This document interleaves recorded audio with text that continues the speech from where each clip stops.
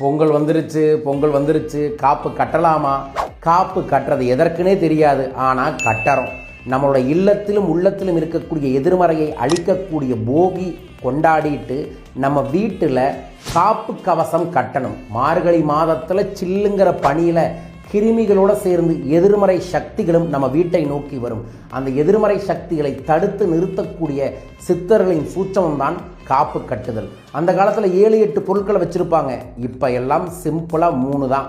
சிறுபுளை என்கின்ற பூளப்பூ, ஆவாரம்பூ, வேப்ப மரத்தில் இருக்கக்கூடிய வேப்பந்தலை. இந்த 3மே மருத்துவத்தின் உச்சம். ஆவாரத்தை பார்த்தா சாவே வராது. சுகர், பிபிக்கு தீர்வு தரக்கூடிய ஒரு அற்புதமான மூலிகை. சிறுபுளை அப்படிங்கிறது உடம்புல இருக்கக்கூடிய கல் சார்ந்த, சிறுநீர் கல் சார்ந்த விஷயத்தை சரி பண்ணக்கூடியது. வேப்பந்தலை நம்ம தாய், நம்ம குலதெய்வமே அவங்க தான். அதை பற்றி அருமையும் பெருமையும் உங்களுக்கு தெரியும்.